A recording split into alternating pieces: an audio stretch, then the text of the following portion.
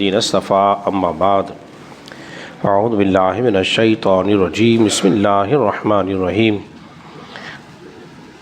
سامنے ذی وقار آپ حضرات درس حدیث سماعت کر رہے ہیں اور آج ہماری اس کتاب سے حدیث نمبر جو ہے 594 ہے۔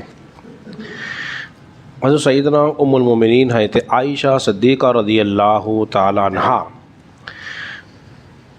وہ فرماتی ہیں کہ میرے والد محترم جناب صدیق اکبر رضی اللہ تعالی عنہ کے غلام تھے اور وہ کام کاج کے ساتھ مزدوری کرنے پر بھی معمور تھے، تو وہ کچھ میرے والد کے پاس کچھ چیز لے کر آئے جو کہ میٹھی کو چیز تھی۔ فرماتی کہ میرے والد نے اس چیز کو کھا لیا، تناول کر لیا۔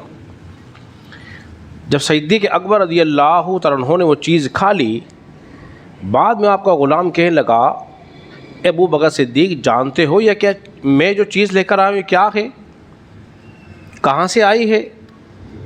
تو آپ نے پوچھا بتائیے کہاں سے آئی ہے؟ اس نے کہا کہ زمانے جاہلیت کے اندر میں دم ورا کیا کرتا تھا، فال نکالا کرتا تھا، اور مجھے نہ دم آتا تھا نہ فال نکالنے آتی تھی، بس ایسے ہی دھوکے بازی کر کے کام کر دیا کرتا تھا۔ تو وہ مجھے آج ملا جس پہ میں نے کبھی دم کیا ہوگا، جس کے میں نے کبھی کسی کی فال نکالی ہوگی، تو اس نے مجھے یہ کھانے یا پینے کی چیز دی۔ تو آپ رضی اللہ عنہ جیسی بات سنی نا، سننے کے بعد منہ میں انگلی ڈال کے کہہ کرنی شروع کر دی۔ جو کچھ تھا اس کو منہ سے نکال دیا، اس لیے کہ رسول اللہ صلی اللہ علیہ وسلم کے یار غار ہیں، حضور کے صحبتی یافتہ ہیں، متقی ہیں، تقوی پرہیزگار والے ہیں، تو آپ نے یہ نہیں چاہا کوئی شبہ والی چیز ابو بکر صدیق کے پیٹ کے اندر بھی رہے یا اس کے جسم کا حصہ بن جائے۔ یہ طہارت اور متقی ہونے کی عمدہ مثال آپ نے قائم کی۔ حضرات محترم اس قدر کی کہ خون تک آنا شروع ہو گیا۔ بعد نے کہا ابو بکر اب تو بس کر دو۔ پھر آپ نے اللہ کی بارگاہ میں دعا کی، کہا اے اللہ جتنا نکالنے پر میں قادر تھا میں نکال چکا ہوں، اب جو میرے پیٹ کے اندر رہ گیا اے اللہ تو مجھے اس سے معاف فرما دے، مجھے معاف بھی فرما، میں معذرت بھی چاہتا ہوں کہ میرے بس میں نہیں۔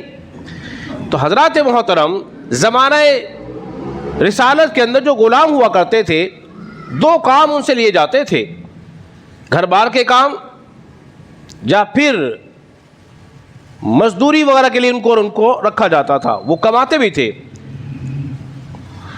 جو پیسے کما کر لاتے اس میں سے متعین کر لیتے کہ اتنا فیصد تو مجھے دو گے اور باقی اپنے پاس رکھو گے، تو اس کو خراج کہتے ہیں۔ جس طرح ہمارے زمانے میں لوگ ٹھیلا، ریڑی، رکشہ یا دیگر چیزیں کرائے پہ دے دیتے ہیں، اتنے سو یا اتنے ہزار، اتنے سو روپے یا اتنے روپے ہم روز کے لیں گے، باقی آپ کی مرضی ہے جو بھی چاہے کمائیں۔ اس طرح کا معمول تھا۔ تو حضرات محترم ذرا ذہن میں رکھیے کہ شبہ والی چیزیں کس قدر وہ بچ رہے ہیں۔ اگرچہ حرام تھی، فال کا نکالنا بھی حرام، ان کے پاس جو نجومی ہوتے ہیں ان کے پاس جانا بھی حرام، پھر ان کی باتوں پہ ایمان و اقام بھی نہ رکھا جائے کہ وہ غلط ملت بات کر کے بتائیں گے اور آپ کے عقائد و نظریات کو خراب کرنے کی بولیے کوشش کریں گے۔ ہوا کیا، عمر بن عبدالعزیز جو ہمارے جتنے بھی اسلاف تھے محتاط تھے بہت، اور ہم نے احتیاط چھوڑ دی۔ جب انسان احتیاط چھوڑ دیتا ہے تو پھر خطرے میں پڑ جاتا ہے۔ عمر بن عبدالعزیز رضی اللہ تعالیٰ عنہ بیت المال میں کچھ سیب وغیرہ آئے، تقسیم فرما رہے تھے، بانٹ رہے تھے۔ ایک سیب آپ کے بیٹے نے اٹھا لیا، بچہ ہے نا، جب کوئی چیز بانٹنا شروع کریں آپ کے پاس کثرت سے ہو، چھوٹے بچوں کو تو اٹھا لیتے ہیں، لیکن آپ اور میں پرواہ نہیں کرتے، چل ٹھیک ہے ایک بچہ رکھ لیا کوئی بات نہیں، بچہ ہی تو ہے، ہم یہ کہتے ہیں بچہ ہی تو ہے، اسے کیا معلوم؟ واقعی بچے کو تو معلوم نہیں ہے لیکن آپ کو تو معلوم ہے نا کہ اس کے لیے یا میرے لیے رکھنا جائز ہے کہ نہیں جائز ہے۔ فرماتے ہیں سیب بانٹ رہے تھے، بچے نے اٹھا لیا، آپ نے سیب واپسی لیا اور رکھ دیا، اور بچہ روتا ہوا گھر اپنی والدہ کے پاس آیا اور والدہ سے سارا ماجرا بیان کیا، تو ان کی زوجہ نے کیا کیا، اپنی ذاتی رقم سے چند سیب خریدے اور خرید کر اپنے بچے کو دے دیے۔ جب آپ وہ مال تقسیم کر کے گھر پہنچے، کیا دیکھا کہ آپ کا بچہ عمدہ سیب کھا رہا ہے۔ غصے میں کہنے لگے کہاں سے آئے ہیں یہ، کون لایا ہے؟ ان کا خیال یہ تھا شاید کسی اور نے نہ دے دیے ہوں اسی میں سے۔ تو آپ کی بیوی سے آپ نے جب پوچھا نا تو آپ کی زوجہ محترمہ کہنے لگی اے امیر المومنین گھبرائے نا، یہ میں نے اپنی ذاتی رقم سے میرے بچے کو خرید کے دیے ہیں، بیت المال سے نہیں ہے۔ فرمایا اچھا ٹھیک ہے، بہت عمدہ ہے، ایسا کرو میرا بھی جی چاہتا ہے کہ میں بھی سیب آج کھا ہی لوں۔ اپنے ذاتی رقم سے کھایا، بیت المال کے مال سے نہیں کھایا۔